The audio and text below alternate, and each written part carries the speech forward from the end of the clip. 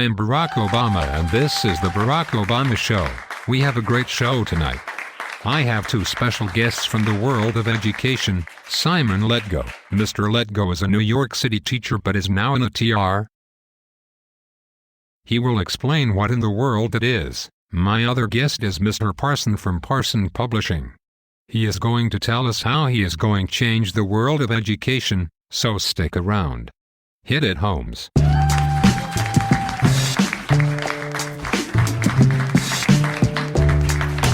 Mr. Letgo, let me start with you. How are things for the teachers in New York City? Well, there is a lot happening for New York City teachers. There is a threat by the mayor. He wants to put the teachers' feet to the fire to sign off on a bogus evaluation that is tied to state funds. So because we don't want to sign off on this nonsense, we are going to have a fight. I hope. You know, he use of standardized test as a measure of a teacher's effectiveness has shown to be unreliable, and quite frankly most teachers feel that the teaching to the test has been robbing the students of a valuable education. Whoa, my friend. You don't want to go crazy here. Excuse me. Let me finish. And a TR is a teacher without an assignment and for the most part without union support. It is a long story. Whoa. Whoa again. Mr. Parson. Sir, you are in the education field. Are you a teacher? A teacher? No. I am no teacher. I am a businessman, and let me tell you, education is big business. And I mean big like billions. This is the problem in a nutshell. Education is a public good and is a fundamental principle of a democratic nation.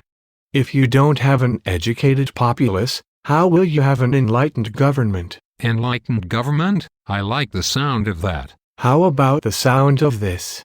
There is an insidious movement of privatizing public institutions. Schools, prisons, halfway houses, military services have all become moneymakers for corporate interests.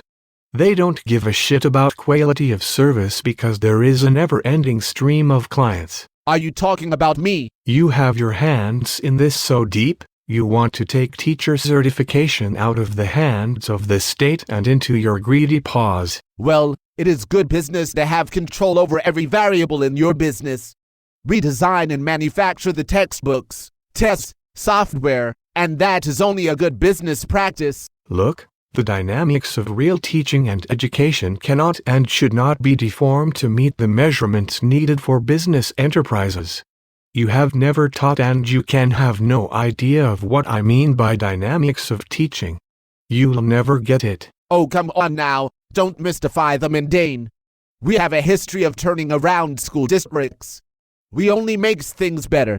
Haven't you seen Waiting for Superman? Or Don't Back Down? Hey, we are the people's choice. You got to be freaking kidding me. Right? Well, this is getting interesting. We will be taking a commercial break, so stick around. You know we are the future, right? You know we have the money, right? You know? Oh, bull.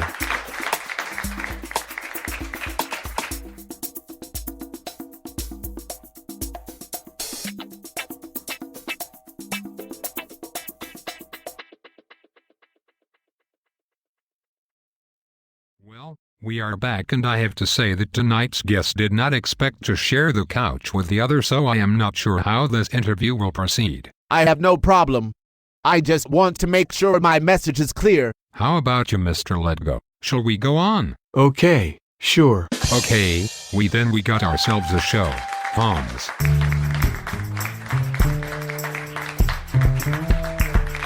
Thanks, guys. Great band. So let's get back to the education issue here. Okay, great. Can you tell our audience what an ATR means? It means absent teacher reserve. At first look, it keeps a teacher on salary but without a permanent assignment. It can become onerous because it betrays all the reasons you became a teacher in the first place. Like having a class of students you can call my kids. You mean you get paid for doing nothing? See, I told you about this union protection. I didn't say that. I work every day but at a different school. It could be different. I could have been assigned to my old school and just make the classes smaller so we could help the students. But no. Instead, We travel around to be misused at different schools. It is a policy designed by lawyers, not by educators who would see this as a waste of valuable resources. The hoped-for result is that we quit. This is my problem. Sometimes you need a clean house. My point is that it is neither effective nor efficient.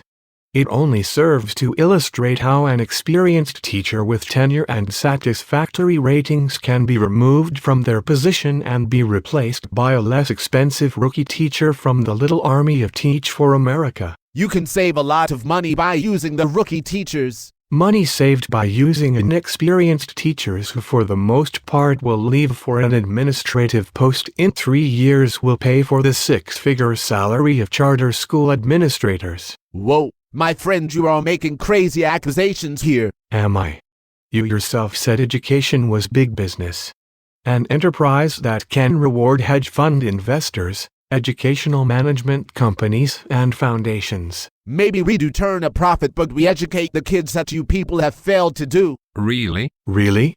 First of all, you guys have a habit of cooking the books. You are selective in the students you accept. It is called creaming, and you toss out the kids who don't toe the line. And even with that stacked in your favor, you have to fudge the numbers to show student progress. We in the public school, which is open to all students, realize the problems and difficulties our students bring to school. When one of our schools struggles, our Department of Education thinks that the way to solve the problem is to defund the school or shut it down. By blaming teachers, you can close the school or bring in a charter school and remove all the teachers. However, this does not change the conditions of poverty and ignorance, which is the real reason so many kids struggle. How about providing some resources for our inner-city schools? I hear that the school books available to the kids in Chicago still list Bill Clinton as the last president. Whoa. That is in Chicago, you say? Yeah, Chicago, the home of the Cubs and your buddy, Rahm Emanuel. We'll be back.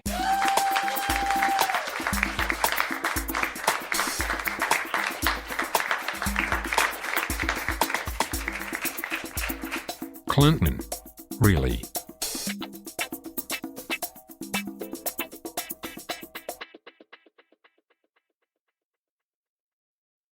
Don't get up.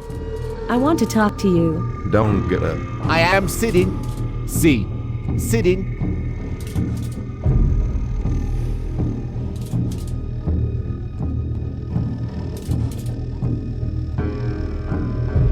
Mr. Pearson, I am Miss Eloni, but you can call me Elle. I am here as a representative of our own education enterprises. Okay? Good. Good. I was watching you on the TV just now. How do you think you did? Okay, I didn't get enough time to explain. Oh, that's okay. We will take care of that.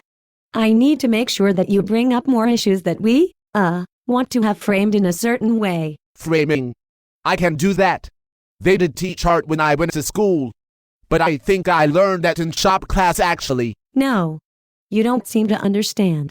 I want you to talk about things in a certain way. You did real good when you brought up the waiting for Superman and won't back down. Real good. Let me help you here. You need to use the words achievement gap, or we need to close the achievement gap. Can you say it? Achievement gap.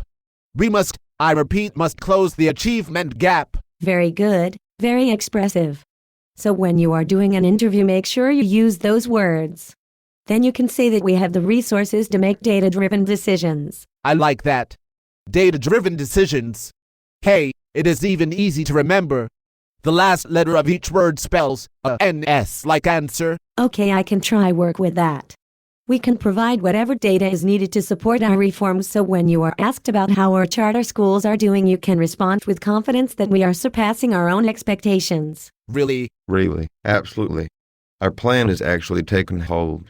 I tell you, it is all a matter of perception, and we have the money to create the perception we want. We got the money. We create the perception. One more thing for now. Remember that we are a grassroots movement for reform. We are the ones who are looking out for the kids. Okay, you have to make that clear. We are not an AstroTurf movement. You have to be strong-armed about it. Strong arm. Got it. Got it. Who are you people?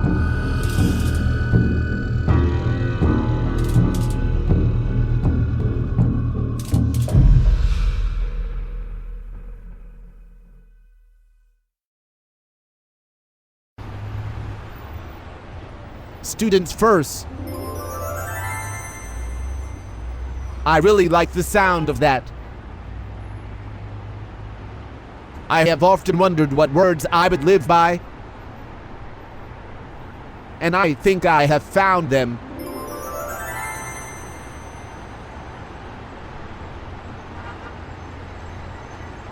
That was very important advice I got from that lady. All you really need is the catchy title, even if it is a little misleading. You know, if you just said, "Profits first," we would not get much support. Very important indeed. She is also right about having tarnished the image of teachers. That's why we say, students first. If there is a way to make the teachers look like the ones responsible for the failings in public education, then we can drive a wedge into those pesky unions. Before you know it, we can have the parents and the community on our side, who doesn't want a successful school. And they call us an AstroTurf movement. What does that mean? Hey, look. I don't want to sound evil, but business is business. And kids need an education, and there is no reason why education cannot be a business, a private enterprise, a corporate mill. Heck, it already is. We are making it better for everyone. We provide education our way. And so that's how we make money. Lots of money. So what is wrong with having a choice? Everybody wants choices, so we make charter schools a choice. That is how we can control the framing of the issue. We make it a matter of choice. And choice is a magic word in America. This is America, and we live by having choices.